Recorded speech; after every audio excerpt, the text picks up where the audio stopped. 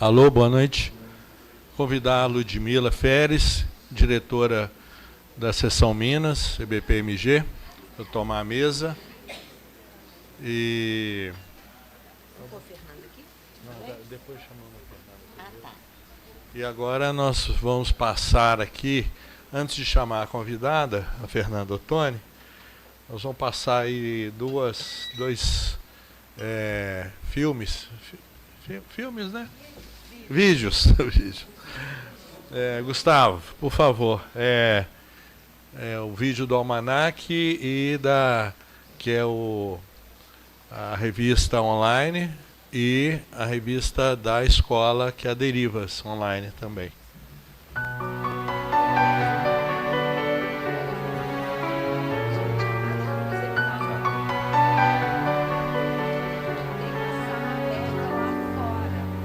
Gente, tem uma sala aberta lá fora, tá? E com transmissão, tá?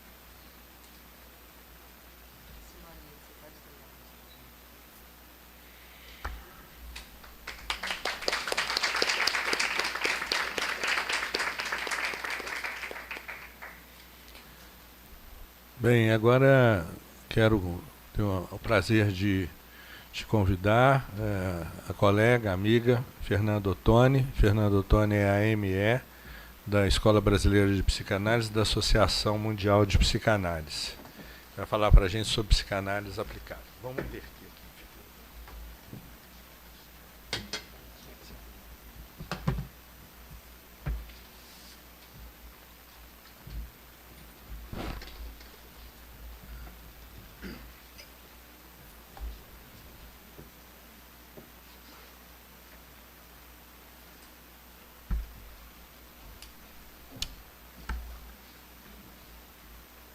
Vamos lá?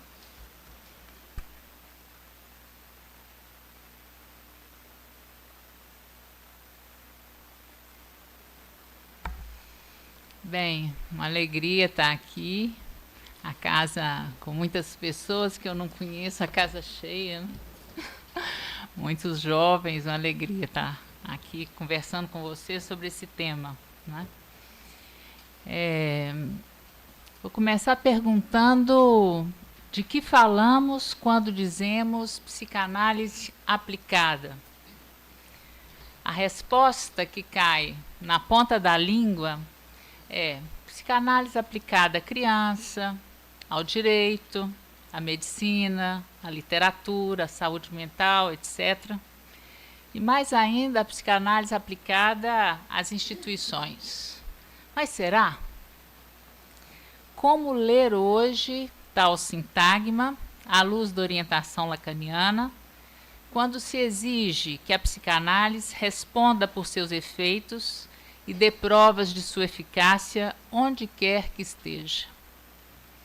Foi com essa pergunta que eu recebi o convite de Sérgio de Campos e Ludmila Feres para abrir as atividades desse semestre. Ali estava, mais uma vez, a oportunidade de formalizar o que esteve na origem do meu encontro com a psicanálise e os princípios que orientam a minha prática, indissociável da minha formação como analista e analisante.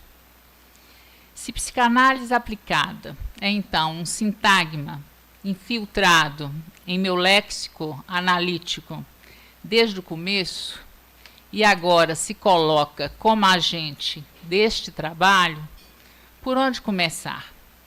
Decidi seguir o caminho dessa expressão em Lacan e em Jacques Lamillère, e nesse caminho ler o que ressoa do meu próprio percurso para abrir uma conversa com vocês. Proponho acompanhar o percurso do sintagma em 3 tempos. Primeiro, Lacan, de 1955 até a fundação de sua escola. Depois, Miller, em 2001, quando o relança em nosso campo, a fim de delimitar a distinção entre psicanálise e psicoterapia. E, por fim, Miller o retoma outra vez, em 2008, para separar a própria psicanálise do furor terapêutico. Com Lacan.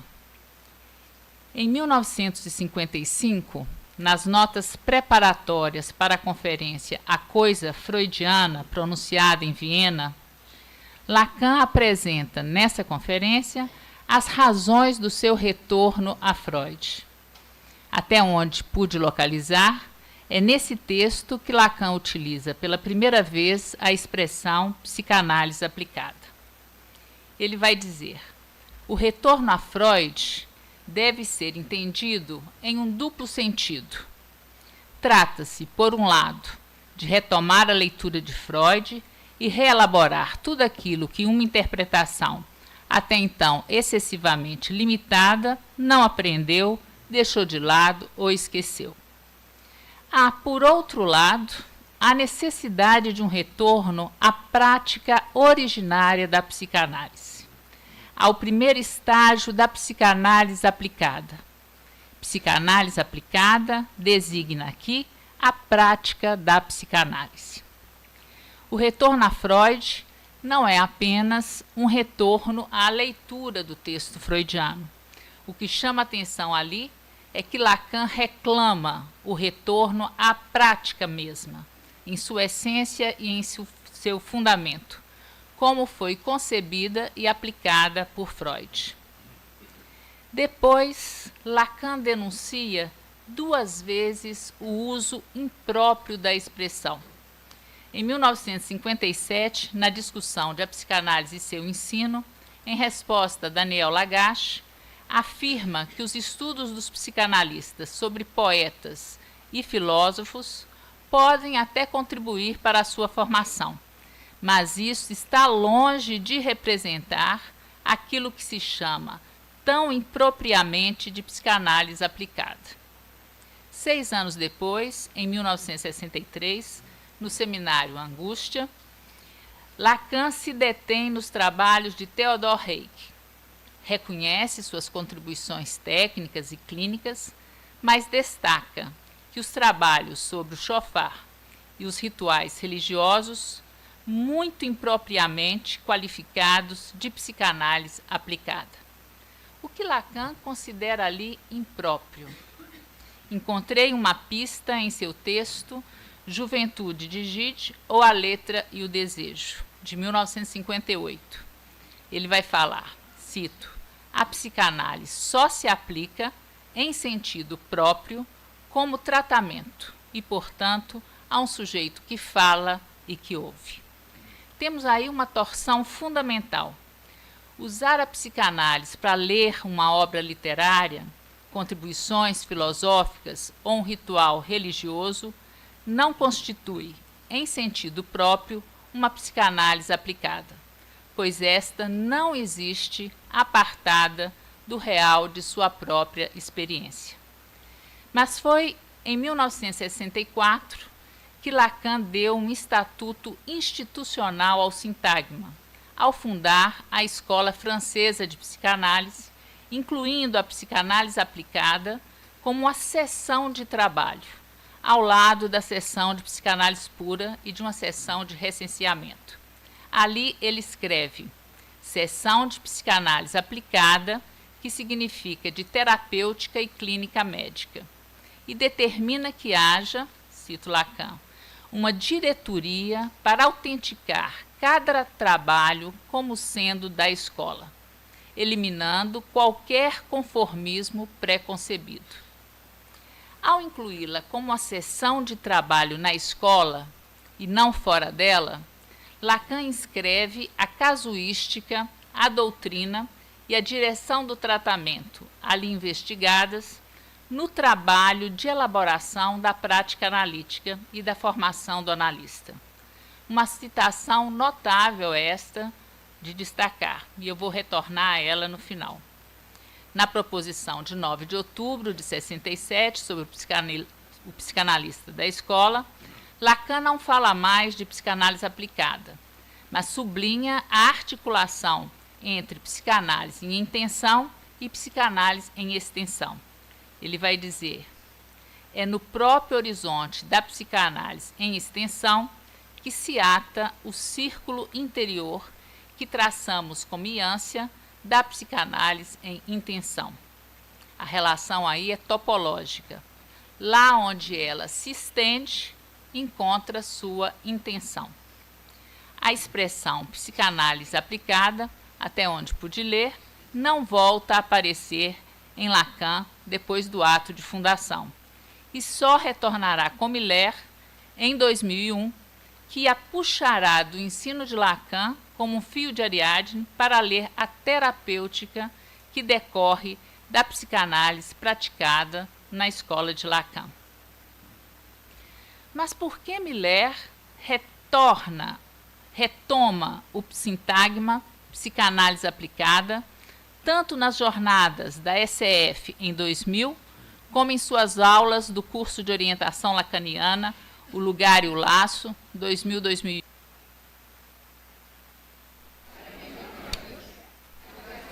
Gente, vamos retomar? Vamos lá. Então vamos retomar, pelo que o Miguel falou, vamos retomar aqui com Miller em 2001, né? Porque Miller retoma o sintagma psicanálise aplicada tanto nas jornadas da SCF em 2000, como em suas aulas do curso de orientação lacaniana, O Lugar e o Laço. Naquele momento, a França vivia um boom de propostas legislativas para regulamentar as psicoterapias. Proliferavam por todos os lados práticas da escuta da fala. Tal expansão mostrava, por um lado, a incidência da psicanálise sobre a civilização, mas indicava também que se a psicanálise hoje está em toda parte, poderia já não estar em parte alguma, como alerta Miller, parafraseando Lacan, que também denunciara em 64 a irrupção de uma psicoterapia associada às necessidades da higiene mental, ou seja, a difusão social da psicanálise havia produzido práticas que conservavam seus semblantes, como a escuta, a fala, a transferência, a interpretação, mas que se desviavam de seus princípios. É nesse contexto que Miller enfrenta a necessidade de distinguir psicanálise e psicoterapia. A oferta cria demanda, a escuta desperta a transferência, mas quando a psicanálise não se aplica conforme seus princípios fundamentais, o que se obtém são efeitos de sugestão que reforçam o discurso do mestre, e é só isto. Face a essa conjuntura, Miller se volta para a formação e a prática analítica na escola, e com esse giro conjuga a psicanálise pura e a aplicada em um mesmo campo, o da psicanálise como tal, demarcando com clareza sua diferença em relação à psicoterapia. Como fazer a diferença? A psicanálise sempre produziu efeitos terapêuticos, isto é um fato, mas isso não faz de sua prática uma psicoterapia. A referência ao inconsciente tampouco basta. Não por acaso, este se estrutura como o discurso do mestre. A psicoterapia acolhe a fala, decifra formações e produz alívio. Mas, como bem disse Lacan, despeja sentido aos borbotões para o barco sexual. É uma prática cujo sentido visa restituir o funcionamento segundo a norma e escamotear a divisão subjetiva. Portanto, a psicoterapia se retém no primeiro andar do grafo do desejo, como dirá Miller. O discurso do mestre é sua orientação.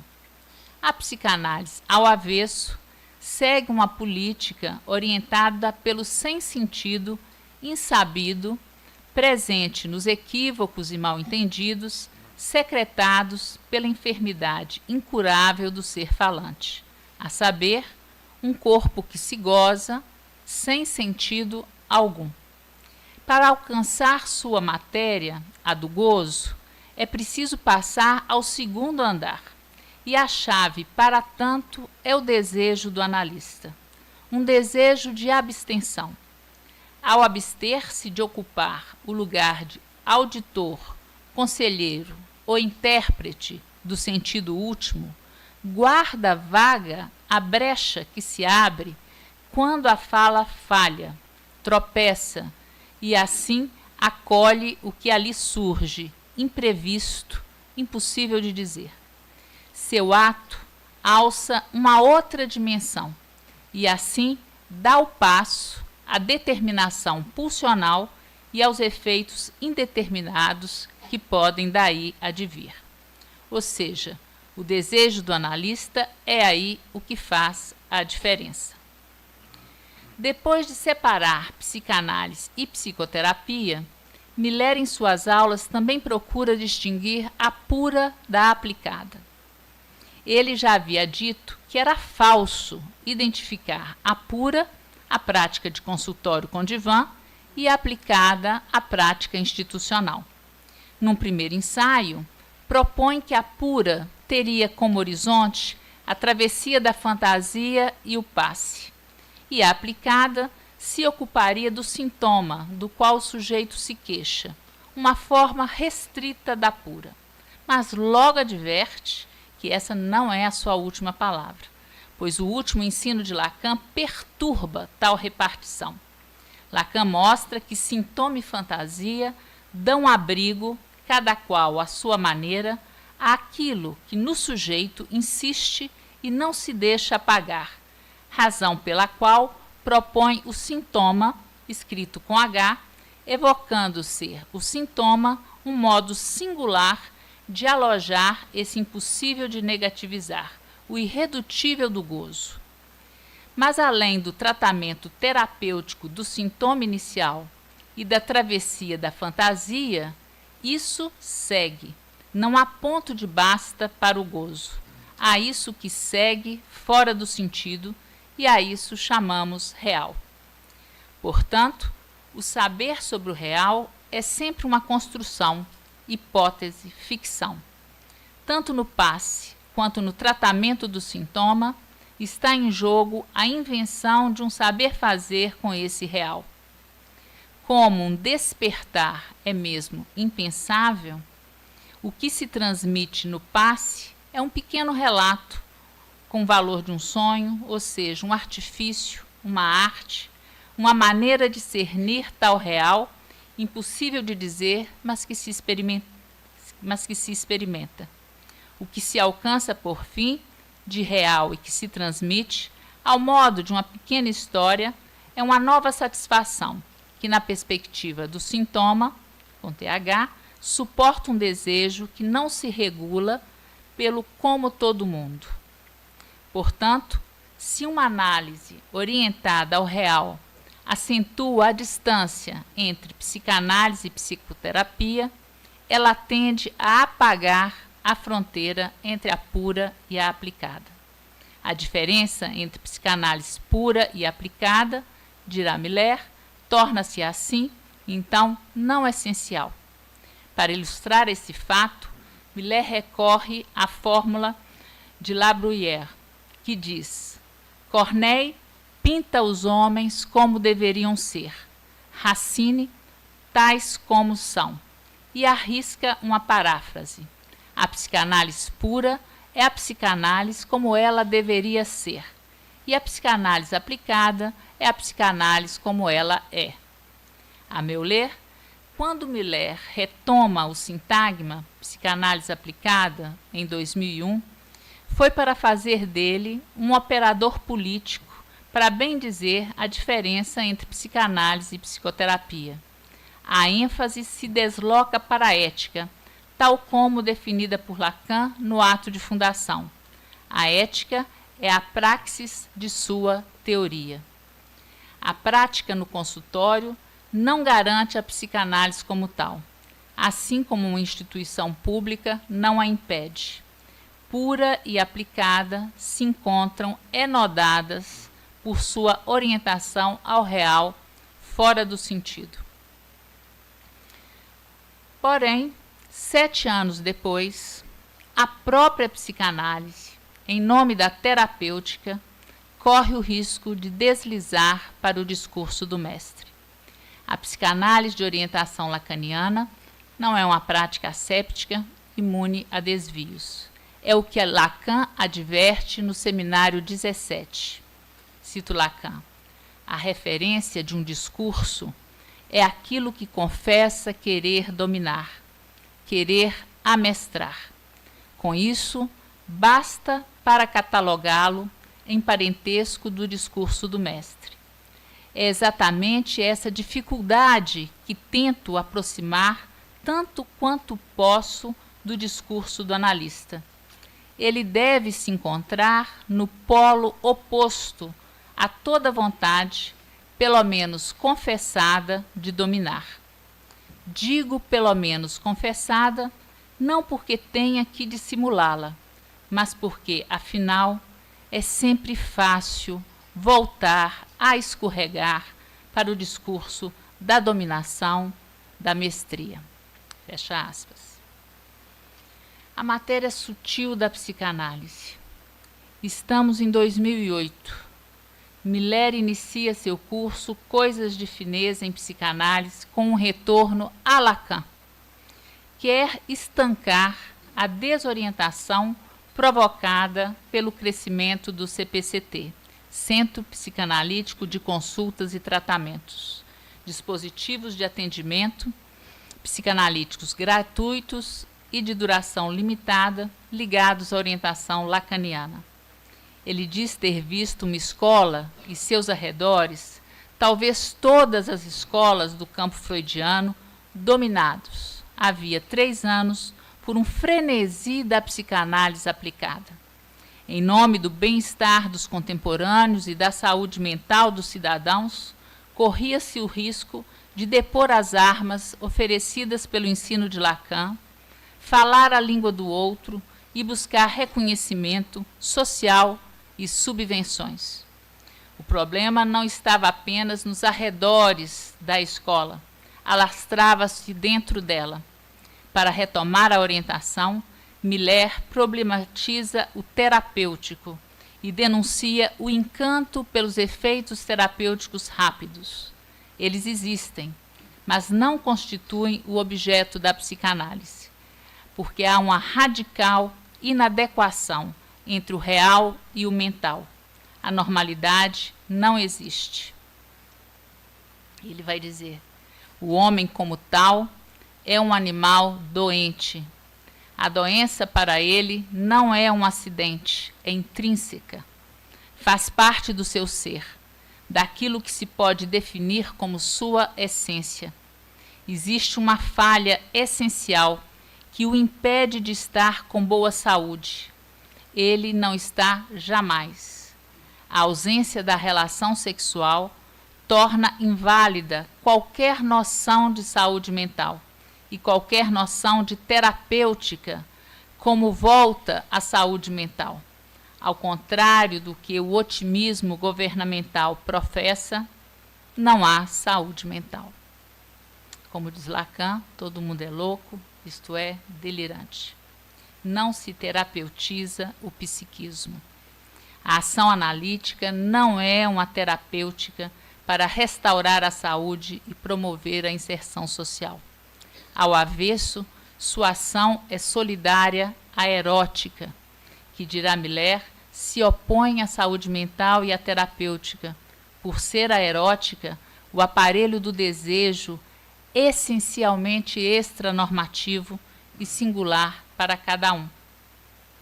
Entretanto, fato é que cada época elege significantes mestres para ler o mal da época.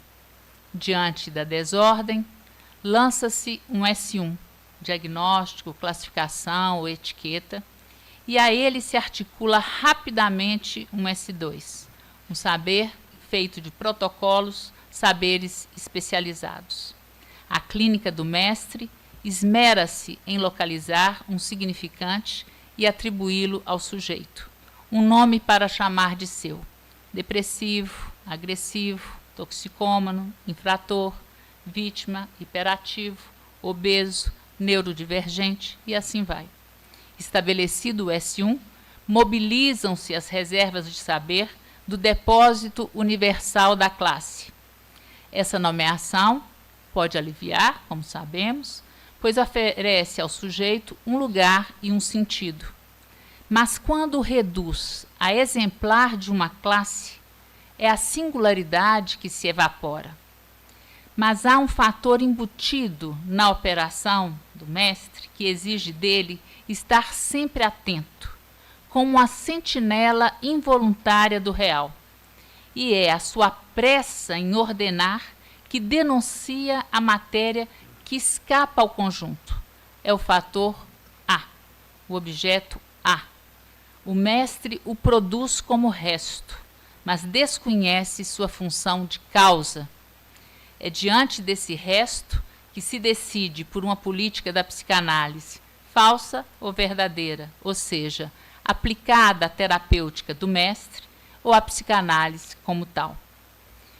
Quando o psicanalista faz dos efeitos rápidos o objeto de sua ação, ele segue uma política que toma o alívio ou a reabilitação como finalidade, e assim cede suas armas ao que o mundo reclama da psicanálise para fins utilitários e de governo. É contra esse escorregão que Miller reergue a psicanálise pura como um antídoto político contra o furor terapêutico de práticas impropriamente designadas como psicanálise aplicada. Ele orienta a um retorno aos fundamentos, aos princípios diretores do ato analítico. Reerguer a psicanálise pura, contudo, não significa recusar o mestre, mas servir-se dele para subvertê-lo e dar lugar à causa singular, marca original do ser falante. Essa é a psicanálise como tal, uma experiência que só se instala como efeito do ato analítico, um corte no discurso do mestre para amputá-lo de qualquer censura e, por essa via, autorizar o fazer do sujeito, liberar a associação, isto é, a palavra, liberá-la do que a limita, para que ela se desenvolva numa rota livre em direção ao singular do um, como diz Miller. O sujeito chega a um analista carregando os nomes que recebeu. Sou isso e aquilo. Tece tramas em dramas para dar consistência à ficção de sua dor de existir. A análise faz trabalhar essas identificações defensivas, perturba-as e as faz vacilar, até que se isole uma marca singular sem tradução no dicionário do outro. Um quarto de giro depõe o significante mestre e faz o resto passar ao lugar de agente.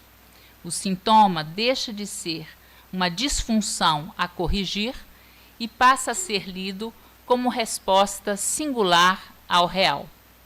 Dito de outro modo, a análise isola, na língua do outro, essa matéria que não se integra à categoria. Uma satisfação que insiste, uma palavra que marcou o corpo, um som sem sentido, um detalhe sem lugar no saber comum.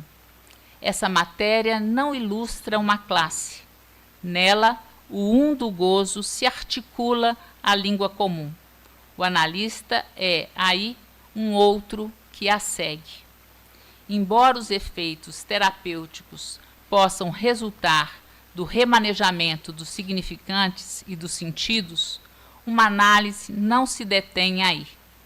Na perspectiva do sintoma, a análise ensina que o real do gozo, presente nas formas sintomáticas, é matéria que não se deixa apreender por nenhuma classificação. Ela não cede aos conformes. Sua natureza indomável não se apaga, mas se desloca. Ainda que o sintoma do qual o sujeito se queixa se dissolva, sua matéria persistirá em outros modos de satisfação, até o momento em que o sujeito se diz feliz com seu sintoma. Esse é o horizonte aberto pelo desejo do analista, e Miller o esclarece. O desejo de obter a diferença absoluta não tem a ver com pureza alguma, porque essa diferença nunca é pura. Ela está, ao contrário, conectada a uma sujeira que contraímos do discurso do outro e que repelimos, da qual não queremos saber. Há um matema para isso, o objeto A. Na prática, porém, não se pode nunca deduzi-lo, ele se apresenta. Há um matema, ou seja, um assunto de geometria, mas, na prática, é sempre uma coisa de fineza. Chegamos às coisas de fineza. Essa é a matéria sutil da psicanálise. Ao escolher essa expressão, Miller retoma Pascal para dizer que algumas coisas se demonstram a partir de princípios estabelecidos. Outras, delicadas e dispersas, percebem-se subitamente, num golpe de vista, no instante de um lapso. Eu li algo parecido no Lacan de 1955, naquele texto do qual eu lhes falei, naquela conferência em Viena, onde ele apresenta suas razões de seu retorno a Freud. Ali ele diz o seguinte: a verdade, na boca de Freud, pega o dito touro à unha. Sou para vós, portanto, o enigma daquela que se esquiva tão logo aparece. Interessante ver aí, em Lacan, de 1955, algo que ele retoma depois, no prefácio à edição inglesa, né, do Espaço de um Lápis. Com Pascal, Freud ou Lacan, sabemos que há coisas inapreensíveis pela estrutura ou pelo matema. Essa é a diferença entre o espírito da geometria e o das coisas de fineza, que passa por fora da formalização e existe sutil e que só de alhures se pode ouvir.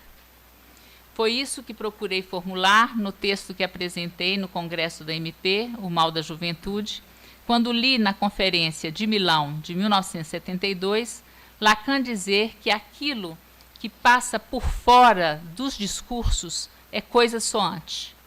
Há qualquer coisa que grita, algo que ainda não encontrou lugar no laço, mas força a passagem. Não há relação e, no entanto, há o gozo.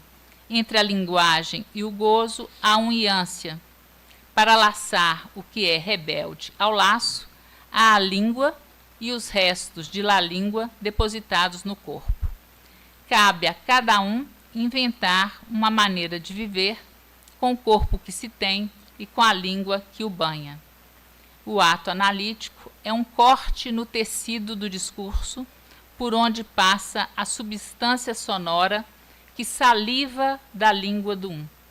O discurso analítico a acolhe, a toma como causa, fonte de onde extrai o frescor de algo novo. Retomar o fio do prumo às coisas de fineza, que orientam a psicanálise em sua expressão mais pura, não significa abandonar as instituições, os CPCTs ou renunciar aos efeitos terapêuticos, mas exige sustentar, onde quer que a psicanálise seja aplicada, a lógica do discurso analítico.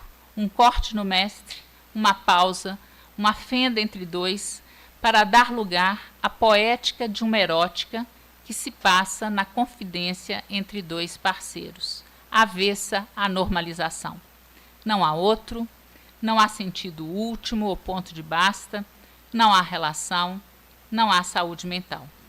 A psicanálise se orienta a partir desse impossível, ao aplicar-se lá onde o não há opera. Isso acontece quando um analista está presente sem fazer-se mestre. Serve-se do saber sem colocá-lo no comando. Acolhe a urgência sem pressa em responder. E é solidário com o incurável que faz de cada um a dor e a delícia de ser o que é. Os três tempos que percorremos, apesar de distintos, têm algo em comum. Cada um constitui uma resposta a uma crise. O sintagma psicanálise aplicada, isso me chamou muita atenção, reaparece cada vez quando a psicanálise precisa resgatar sua prática de sua própria degradação. Com Lacan, diante da necessidade de um retorno à coisa freudiana, que havia se convertido, em suas palavras, em seu contrário. Com Miller, em 2001, diante da diluição da psicanálise nas psicoterapias, e também, em 2008, diante do risco da própria psicanálise ceder ao furor terapêutico do mestre da vez. Ou seja, o sintagma é ativado sempre que é necessário reafirmar, em qualquer tempo e lugar, que a psicanálise aplicada é a aplicação irredutível da própria psicanálise. Uma afirmação que encontra ressonância na minha experiência analítica. Desde os tempos da graduação, experimentei na própria análise e na minha prática, o abismo entre a teoria estudada e o real da experiência. Parecia-me ser da ordem da elucubração o sentido que eu tentava atribuir ao que eu escutava. A dimensão do engano esteve presente desde o marco zero de minha relação com a causa analítica, e com ela a angústia do não saber. Havia algo que corria por fora, impossível de saber e apreender. Como todo jovem, eu precisava me sustentar. Os pacientes do consultório não ficavam por muito tempo. E quanto aos que ficavam, eu não sabia por que ficavam. Tudo isso era material de análise e supervisão. Testemunha de uma falha sempre aí. O mesmo real se impôs em minha prática em instituição, quando nela ingressei por concurso público. De um lado, o não saber. De outro, o mestre me pedindo o que eu não tinha para dar, a verdade sobre o psiquismo. Essa era a demanda do juiz ao psicólogo judicial, uma demanda impossível de responder. Diante desse impossível, eu encontrei na psicanálise um refúgio, ao verificar, junto a mais alguns outros, que a verdade não existe, a saúde mental não existe, e o saber está com aquele que fala. Ao consentir com esse não há, a psicanálise instalou em minha experiência o outro rompido, e dele me servi como um outro que segue o que há. Aos poucos, a paciência para seguir o que insistia fora do sentido, operar com o que não há e dar passagem à contingência, foi se instalando como efeito do mergulho nas vagas que se abriam em minha formação analítica.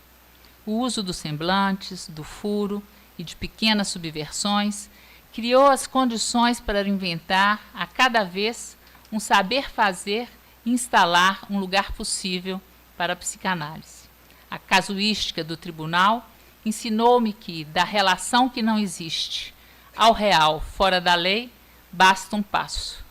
Isso se verifica caso a caso. Os que caminharam ao meu lado sabem que foi ao seguir esse real que saí da família e caí no crime. O pai PJ foi efeito desse salto, que me fez saber que, seja nos impasses de família, seja na criminologia, o que não muda é que, na verdade, há o gozo. Ao seguir sua matéria, a psicanálise entrou como passageira clandestina nos vagões judiciais, permitindo verificar os arranjos sintomáticos com os quais cada sujeito se ajeita para lidar com o corpo que se goza e tecer um laço possível com o outro que não existe. Sobras e restos interessam quando se trata de inventar um limite para viver. A psicanálise aplicada à prática, no consultório ou nas instituições, se instala como efeito de uma formação provocada por uma inquietude permanente diante do real que não cessa de não se escrever em cada experiência, tornando possível, em um instante contingente, subverter a demanda terapêutica normativa em uma oferta orientada pelo singular fora da norma. A psicanálise, quando assim aplicada por um analista praticante, faz da escola uma estação, seu refúgio, onde deposita sua bagagem, que ali é acolhida, controlada, lida e transmitida junto a mais alguns outros. Não há outra escolha quando o sentido não faz sentido. Retorna agora à seção da psicanálise aplicada. Como ler a seção de psicanálise aplicada à terapêutica na experiência da escola? Chama-me a atenção que Lacan tenha mantido regularmente, de 1953 a 1980, em Sainte-Anne, suas apresentações de enfermos, formando psiquiatras, interrogando a clínica e intervindo no campo da saúde mental, sem nomear essa prática de psicanálise aplicada. Mesmo em Estou Falando com as Paredes, Ao elaborar o saber do psicanalista, o discurso analítico e a psiquiatria, ele não a nomeia assim. Isso me leva a supor que, ao criar a seção da psicanálise aplicada em 1964, Lacan não visava instalar a psicanálise fora do enclave da escola, nem conquistar para ela um novo campo de aplicação. Visava trazer para dentro da escola a casuística, a doutrina e a direção do tratamento extraído das práticas terapêuticas e clínicas e de suas variações. É bem-vindo qualquer material concreto em condições de contribuir para a experiência analítica. Por isso, sua formulação é precisa. Caberia à diretoria da seção da psicanálise aplicada autenticar cada trabalho como sendo da escola. Cada trabalho que sustentasse, cito Lacan, a linha direta da praxis freudiana. Isso no exame clínico, das definições nosográficas e na formulação dos projetos terapêuticos.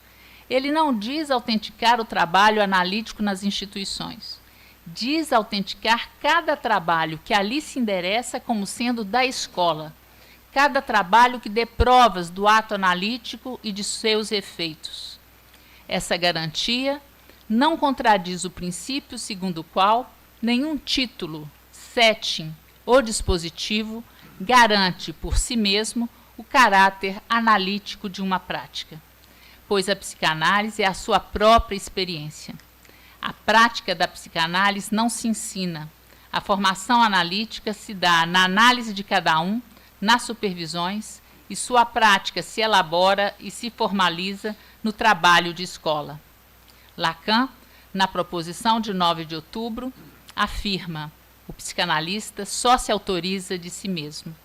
Isso não impede que a escola garanta que um analista depende de sua formação. Lacan é preciso. A escola pode garantir a relação do analista com a formação que ela dispensa. Pode fazê-lo e, portanto, deve fazê-lo, dirá Lacan. Ou seja, a psicanálise, quando aplicada, é uma questão de escola. Cabe à escola recolher as consequências dessa prática, interrogar seus impasses e seu modo de usar em cada caso e fazer de sua transmissão não a ilustração de um saber pronto, mas a extração de um saber novo. A escola é esse lugar poroso ao novo que o discurso analítico produz, ao se deixar ensinar pelos casos, pelos atos falhos, pelo passe e pelas formas imprevistas que o desejo do analista pode assumir. É aí que a escola de Lacan se torna decisiva. Para concluir, voltemos a 1955, quando Lacan escreve: psicanálise aplicada designa aqui a prática da psicanálise. Uma definição inicial, simples, porém radical e atual. Aplicada nomeia a aplicação da lógica própria à psicanálise na prática, sustentada no ato de um analista que segue a satisfação que urge e preside uma análise onde quer que se instale o discurso analítico. A psicanálise aplicada terapêutica é, então, a psicanálise como tal, uma passageira clandestina que se infiltra nos discursos sem se confundir com eles, e como um agente modesto, mas ativo, faz passar, no interior do discurso do mestre, a singularidade que o subverte. Quando tal subversão acontece, revira o mestre, revira a língua e algumas vezes até revira a época. É essa formulação que proponho retomar, mais ainda em 2026, como norte da bússola da ação lacaniana, quando a eficácia da psicanálise é questionada nos 4 cantos do planeta. Já não se trata de saber se a psicanálise deve responder por seus efeitos. Deve. Mas como dar provas de seu ato sem reduzir o sujeito a um exemplar da classe, nem tomar o retorno à norma e à padronização como o único índice de eficácia. A singularidade não dispensa a prova, mas sua prova só pode advir de sua demonstração, extraída caso a caso como uma experiência original, orientada ao real, conforme a política do sintoma. A escola, refúgio para a formação, longe de ser um abrigo onde a prática se esconde, é desde o ato de sua fundação o lugar onde ela se mostra, se expõe à leitura, dela se extraem consequências e estas se transmitem no espaço público. Acolhê-la na investigação dos institutos do campo freudiano e trazer para o coração da nossa escola a experiência da psicanálise aplicada, seja nos consultórios ou fora deles, é retomar sua direção e os princípios do seu poder. Esse é o chão onde plantamos nossa aposta. Citando Lacan, é no próprio horizonte da psicanálise em extensão que se ata o círculo interior que traçamos como ânsia da psicanálise em intenção. Enquanto houver lugar para a confidência entre dois parceiros e uma escola disposta a recolher e transmitir seus efeitos, a psicanálise aplicada persistirá como um corte no tempo que revira a língua e ativa uma nova satisfação. Será o sustentar a prática da psicanálise como ela é que resistiremos ao arrastão de nossa época, assegurando os meios que ativam o gozo no falar e abrem uma pausa para respirar, para que a história continue, como diz Lacan. E aqui estamos.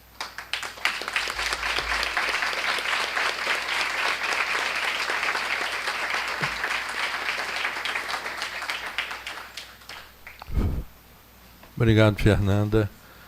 Ludmila.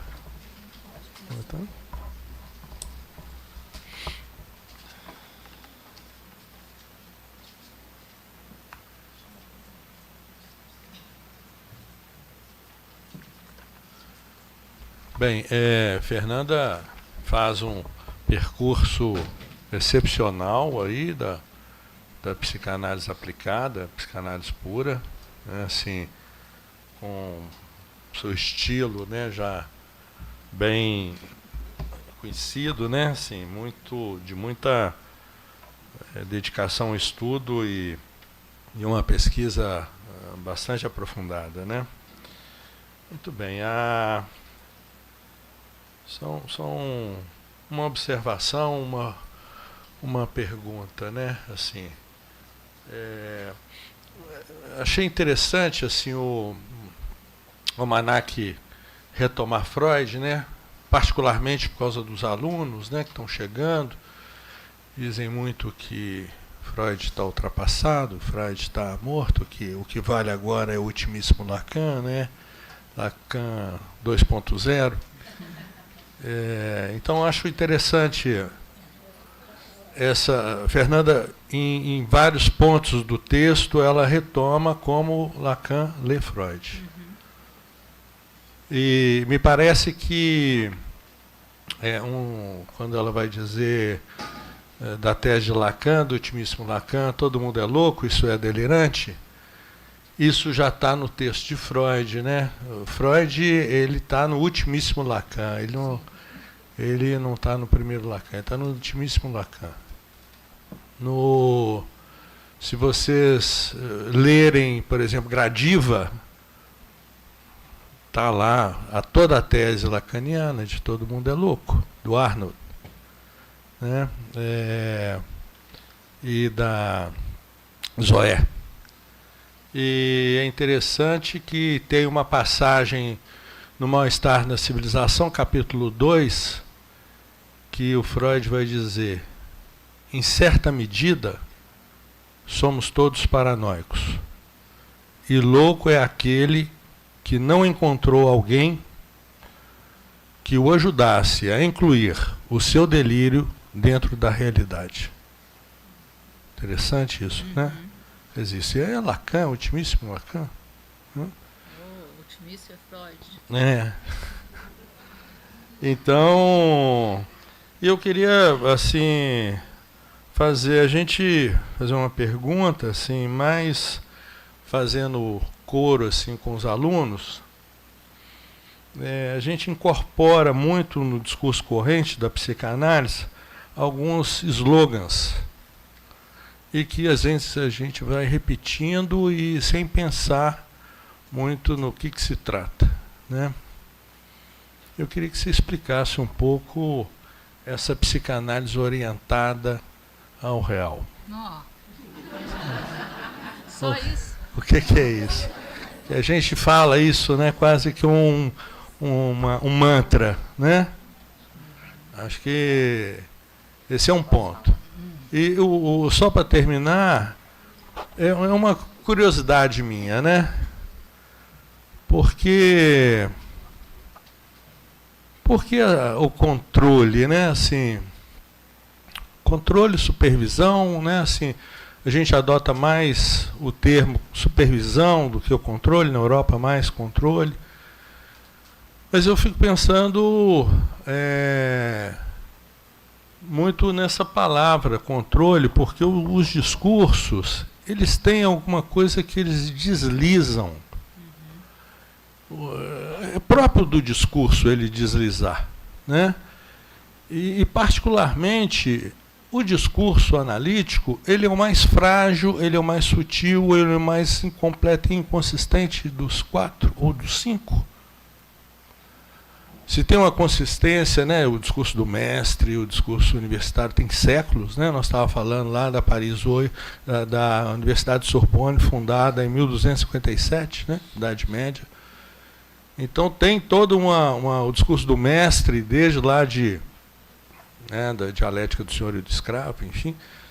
Mas me parece que a ideia do controle é para que ele não deslize o discurso analítico, né?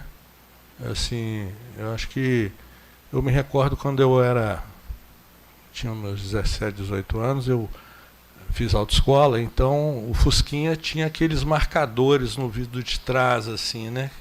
Se fazia o controle ali para fazer a baliza, né? Para você entrar na baliza. Então acho que o controle, né? Assim, a supervisão, o controle serve para a gente manter dentro do escopo, né?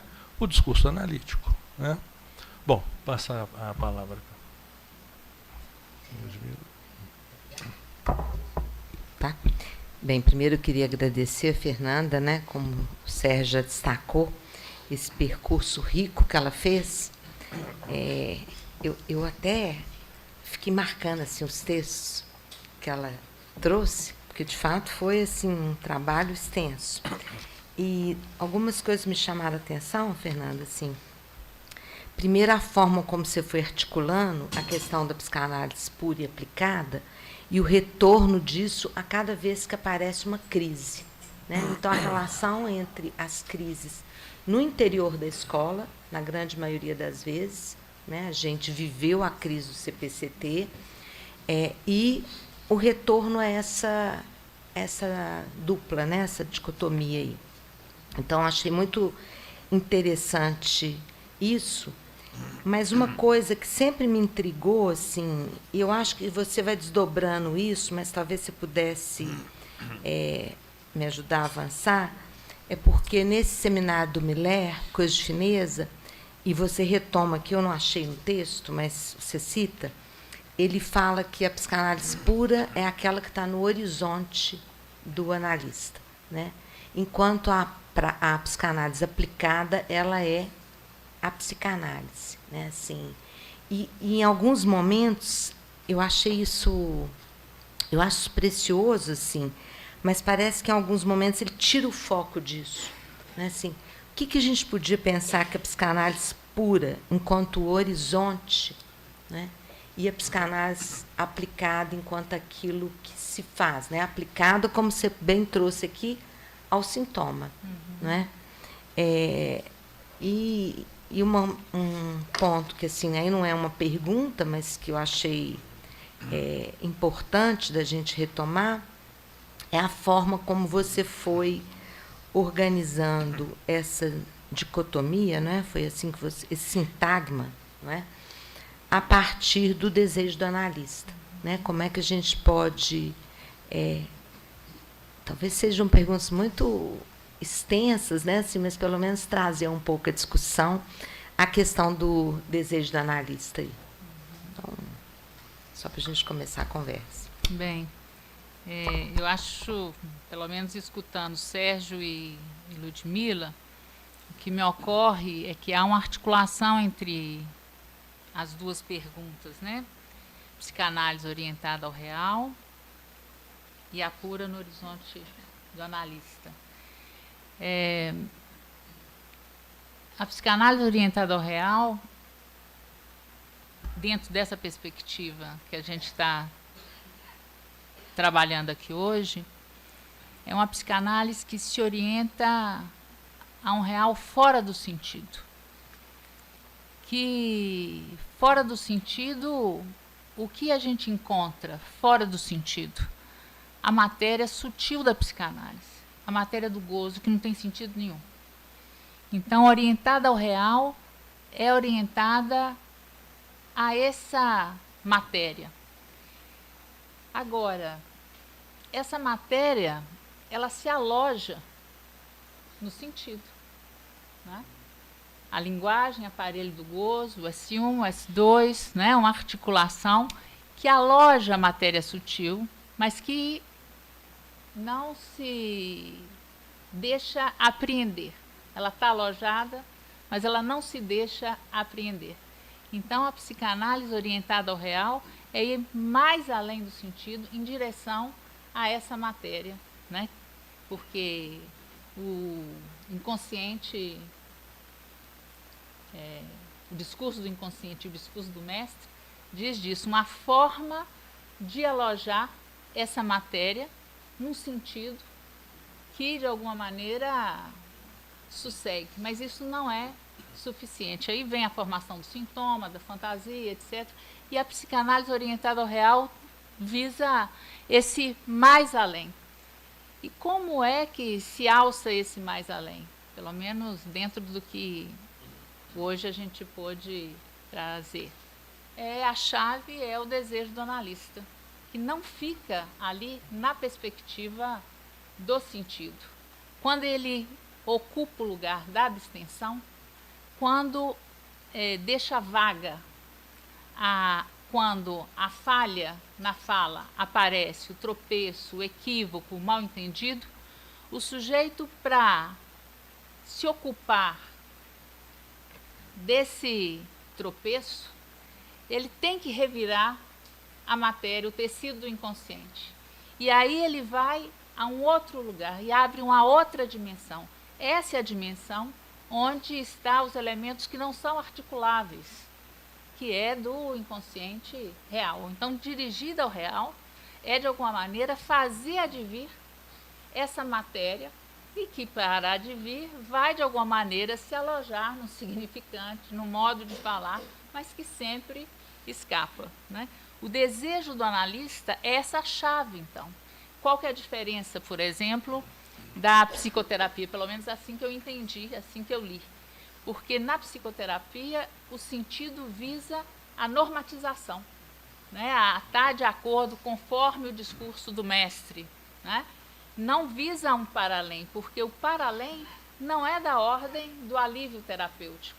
O para-além traz um desassossego dessa matéria sem sentido algum, mas que se conecta ao que há de mais original no ser falante, né? O que é a sua matéria, a sua originalidade, a sua singularidade. É isso que não tem como o analista, quando ele não cede ao sentido, né, ele provoca que o sujeito possa encontrar um outro modo de alçar e de dizer o impossível de dizer, né?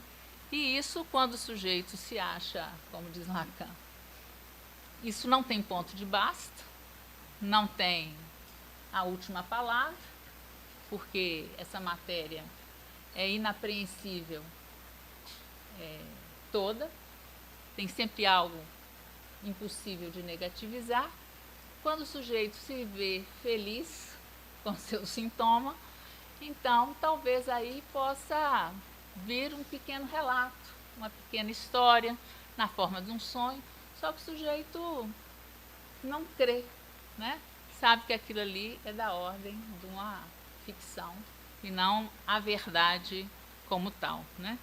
Então, o pura no horizonte do analista, que isso também foi uma questão que eu me coloquei o tempo todo desse trabalho, me parece que o puro Você acabou de falar. é esse, está sempre no horizonte, é o que se visa. Como o real não se pode aprender, só se pode imaginar, né? E isso se serve para isso do simbólico, né? É o único modo de discernir um pouco essa matéria, mas que sempre é insuficiente, né? A psicanálise orientada ao real, me parece, é difícil falar de algo que não tem jeito de dizer, né? Ensinar algo Que não se ensina. É. Elisa.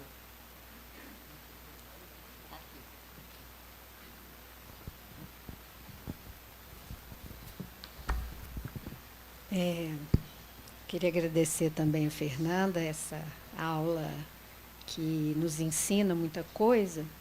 E em relação à psicanálise orientada ao real, eu sempre prefiro falar orientada pelo real, porque senão fica parecendo que a gente vai dar um pulo no real, né? E no real a gente nunca chega exatamente lá, né? Mas acho que a Fernanda demonstrou muito bem que a psicanálise aplicada não é, como Lacan também fala no Seminário 6, por exemplo, a leitura do caso Hamlet. Ele fala, essa leitura do Hamlet não é psicanálise aplicada. A psicanálise aplicada tem a ver com a prática da psicanálise. Psicanálise aplicada ao tratamento, né? E eu acho que o que você demonstrou é que a psicanálise aplicada não depende do lugar onde ela é exercida, né? Pode ser num consultório, pode ser numa instituição, desde que haja aí um tratamento do gozo, né? E que haja um desejo de transmitir a psicanálise, que é o que você fala quando você diz que a ponte é a escola. Quer dizer, Lacan quer trazer essa psicanálise aplicada para pensá-la na escola.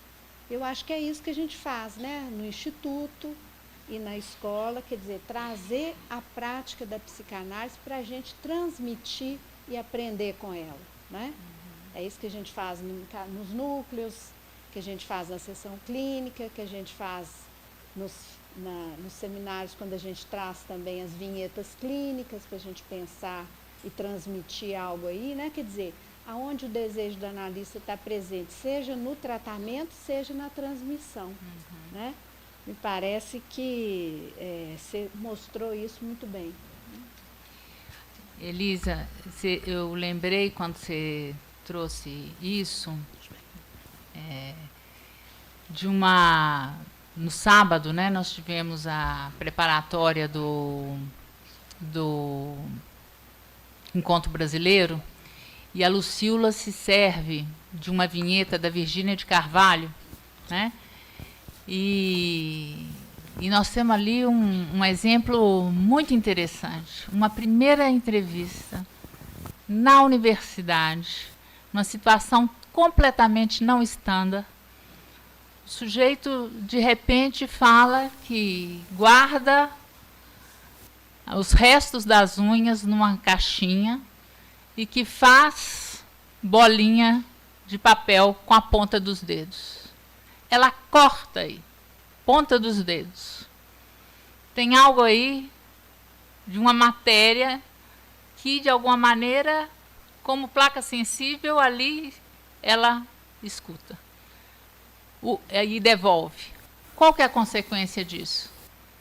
Ele sai e ali, com as pontas dos dedos, vai fazer uma música no violão.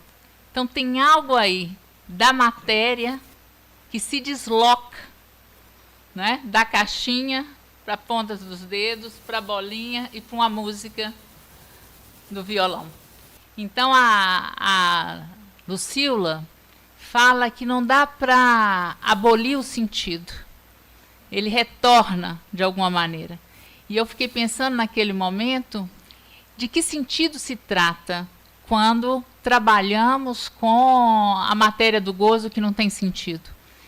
Se a gente toma o sentido na vertente da direção, uma direção para o gozo, ganha um sentido novo, né? E isso eu acho que só é possível porque tem ali o desejo do analista, que deixa vaga qualquer pretensão de sentido e aponta o que aparece sem sentido. Isso faz com que o sujeito, com essa coisa estranha, vai revirar o tecido inconsciente e fazer alguma coisa com isso. Ele fez uma música, né? Então, tem algo aí que mostra o circuito do gozo e esse deslocamento. É interessante quando você retoma o caso comentado pela Virgínia, né? O caso da Virgínia comentado pela Lucila, porque para um músico, ele sabe como é precioso as unhas, né? Porque ele toca violão, né? Então, ele corta as unhas, guarda as unhas, não usa as unhas e toca com a ponta dos dedos, que é muito doloroso, né? Tocar violão com a ponta dos dedos, né? Então, acho interessante quando ela localiza ali, né, algo sem sentido que diz do gozo ali, do sujeito. Mas só pode aparecer porque ela marcou, sim, né? Sim. Isso que tem a coisa do sem sentido. Eu queria agradecer, Fernanda, por essa aula e também pela generosidade com que você transmite sua formação nesse ponto da psicanálise pura e aplicada. Assim. Foi reviver também alguns anos que não foi só o de Lacan, o seu. Mas eu queria também só fazer um comentário, como que sua fala me fez pensar num outro momento, ou no mesmo que o Lacan vai dizer do aplicado, em relação ao guerreiro aplicado. Como tem uma conexão, né, daquele que se submete ao análise, a partir de um ponto de destituição, e como que isso pode se reverter no trabalho dedicado a uma escola. Acho que o seu texto testemunha alguma coisa dessa ordem que me encantou.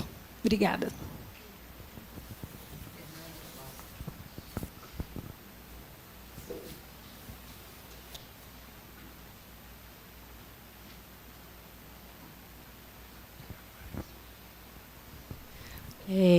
Também queria agradecer o texto da Fernanda. Tem alguma coisa assim também de um estilo próprio do texto que também transmite assim com gosto, de para quem está escutando um gosto também do que você transmite. Mas eu achei muito oportuno você lembrar desse fragmento trazido no sábado, né, do caso da Virgínia, comentado pela Lucila, para além disso que vocês trouxeram do caso em si, lembrar o que a Virgínia sublinhou, porque eu acho também é muito interessante para a gente hoje, que é da transmissão que isso teve, o efeito de formação para a estagiária, que se surpreendeu com aquilo que, a princípio, ela achou assim, nossa, que viagem, isso não tem nada a ver, mas com o efeito que veio depois do caso, teve alguma coisa que se ensinou do que não se ensina. Né? Então, achei muito oportuno trazer esse ponto também por isso.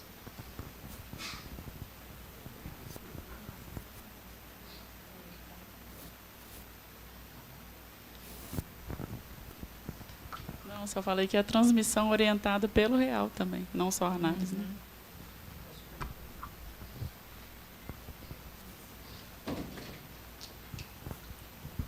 Queria agradecer também a Fernanda. Fernanda, no seu...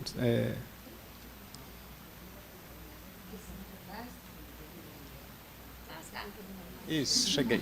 Estou aqui. Agradecer o trabalho da Fernanda. E aí, em alguns momentos do seu trabalho, você fala de algumas maneiras de, em outras palavras, fazer vacilar o mestre. Né? Fiquei pensando nisso no nosso trabalho nas instituições, que o mestre hoje ele se apresenta com muitos semblantes, inclusive os semblantes do discurso progressista. Né? Então, fiquei com essa... Estava estudando aqui o Eu e o Isso, porque as lições introdutórias esse mestre vai trabalhar, e é muito interessante, lá no comecinho, o Freud falando que a psicanálise ela acompanha modestamente o mundo. Assim. E quando ela chega, ela faz uma leitura própria. Eu achei isso muito precioso, está lá no comecinho do Eu e do Isso. Quais são as estratégias para a gente lidar com o mestre hoje? Assim? Como é que você tem pensado isso? Sobretudo com essa vertente desse semblante progressista do mestre, se a gente puder chamar assim. Bem, eu acho que eu tentei abordar isso rapidamente, porque quando eu digo que o mestre é um sentinela involuntário do real. Lacan, no Seminário 17, ele vai trabalhar muito essa orientação de que todo discurso é do gozo. Não há discurso que não seja de gozo. Só que o mestre, ele tenta ordenar isso que sai fora, dentro da estrutura de dominação. Agora a psicanálise ali ao lado, né? E Lacan vai dizer que Freud ousou chegar o mais próximo possível dessa matéria candente, que é a matéria do gozo, porque ela está no discurso do mundo. Então, isso que você está dizendo, do eu e isso, acompanha modestamente para ler a sua maneira, porque o que a psicanálise está interessada a ler no discurso do mestre é essa passageira clandestina que ele toma como resto, mas que na verdade é causa. E aí sim a gente pode subverter. A subversão acontece quando esse giro pode ser feito, não é a qualquer momento, mas quando a causa ganha dianteira. A gente que trabalha em diversas instituições, a gente sabe quando isso pula na frente, isso é de uma evidência, de um real, onde a rede, vamos dizer, interdisciplinar, consente com essa primazia do gozo quando ele pula na frente. Então, achei muito interessante quando Lacan vai dizer que não é possível deduzi-lo, ele só se apresenta. Né? Então, é isso que orienta uma prática na instituição. Né? E eu achei que você ia me perguntar outra coisa. Porque eu achei que você ia colocar a questão de Santana, porque me chamou tanta atenção o Lacan não chamar essa prática de psicanálise aplicada. E qual que foi a suposição que eu fiz, né? Porque Lacan estava ali fazendo isso, demonstrando o discurso, o ato analítico, o desejo do analista, a operação analítica. É isso que é a transmissão, né? Então, não tem que nomeá-la, porque a psicanálise aplicada não é a que acontece na instituição, diferente do que acontece. É onde está a aplicação do ato analítico, do discurso analítico. E eu acho que, quando a gente lê, ele está ali justamente tentando essa subversão e transmitir essa orientação, que é a orientação do gozo. Por isso, às vezes, falando com as paredes, né? Porque nem sempre isso se faz ouvir.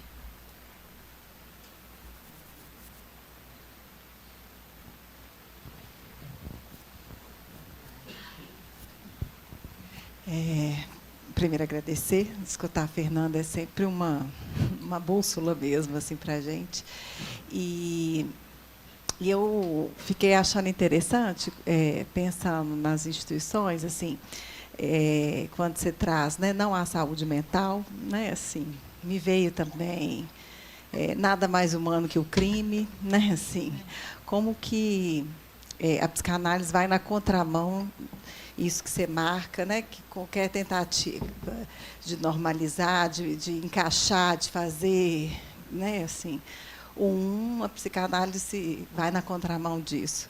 E eu né, te escutando, eu lembrei de uma vez no Núcleo de Psicanálise e Direito, e queria te ouvir um pouco nisso, assim, que você traz uma coisa que me ensinou um pouco, assim, que é a questão do respiradouro, né? Você usa essa expressão, e aí quando o Luiz faz essa pergunta, eu fiquei um pouco pensando nisso, assim, de que tem hora que o discurso do mestre está tão denso, está tão fechado, né, assim, e isso que pula, né, que você fala agora, assim, como que é o que faz abrir uma certa fenda, esse respirador um pouco, assim, para que, de fato, a singularidade radical possa aparecer, assim, porque né, assim, tá na contramão que nos orienta, né, no sentido de que não é na psicoterapia que a gente se localiza, mas me veio esse ponto do respirador, que eu acho que também é sabe assim, uma orientação que ficou para mim. Eu acho interessante isso, porque dessa vez, cada vez a gente, né, por isso que eu tenho que agradecer muito ao Sérgio e à Ludmila, que cada vez, isso que é a formação analisante, né, cada vez que a gente vai avançando. Hoje eu leria esse respirador de uma outra maneira, que vai na mesma, mas assim, uma volta a mais, porque o mestre, né, ele quer normalizar, né, como todo mundo. Isso sufoca, né, é a singularidade que se evapora, como eu tentei dizer. E aí me leva a dizer, lendo Lacan, que o que faz oposição à saúde mental é a erótica. Porque a erótica é o aparelho do desejo que é essencialmente extranormativo, é fora da norma, absolutamente singular. Então, por isso é um respirador. Porque dizer sim àquilo que é singular e fora da norma, né, faz respirar, né?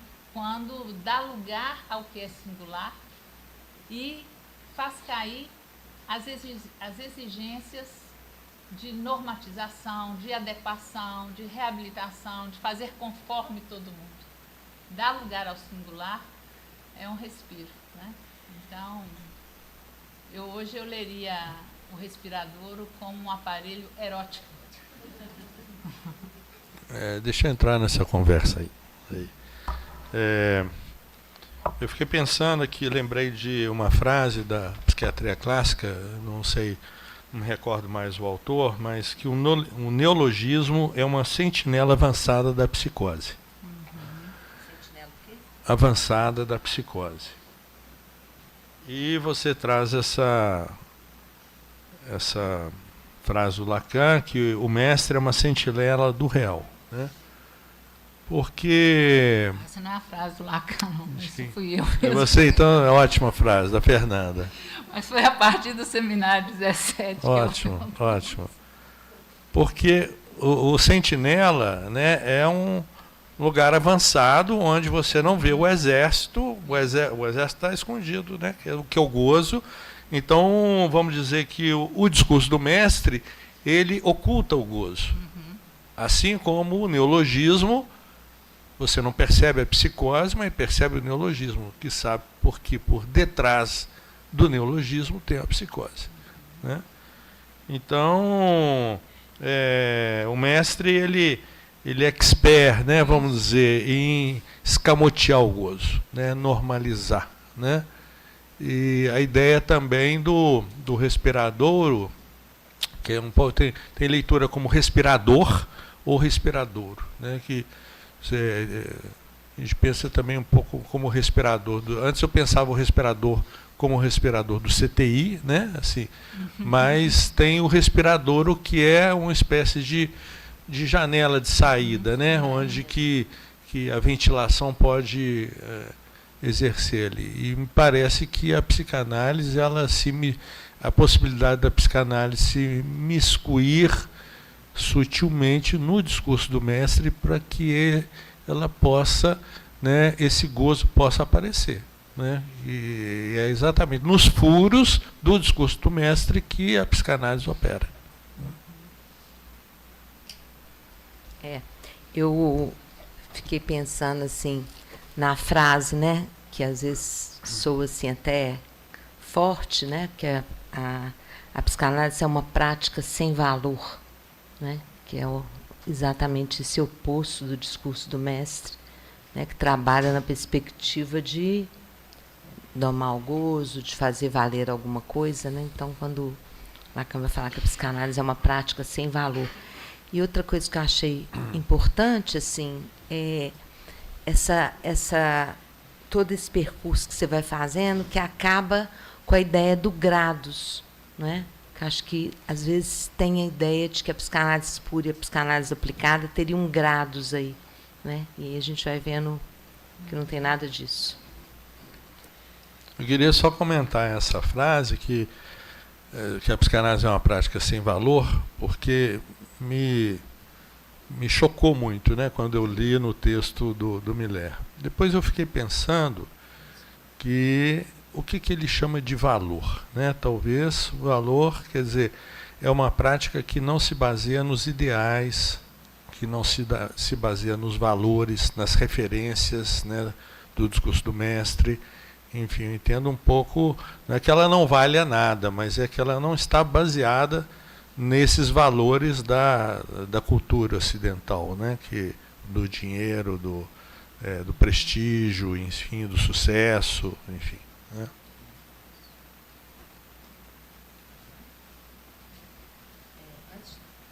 Antes de terminar, Sérgio, eu vou pedir a palavra para convidá-los para o nosso segundo seminário preparatório, que vai acontecer quinta-feira, às 20h30.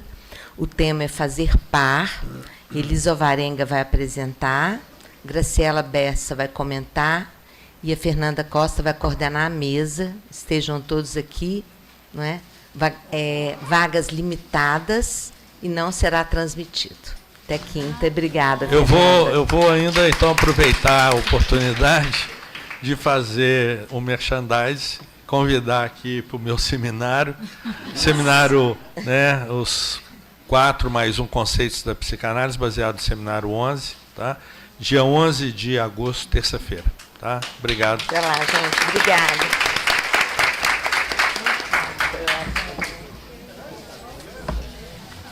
Ótimo, Fernando. Foi ótimo, sempre. Ótimo. Mas eu acho que transmitiu, claro.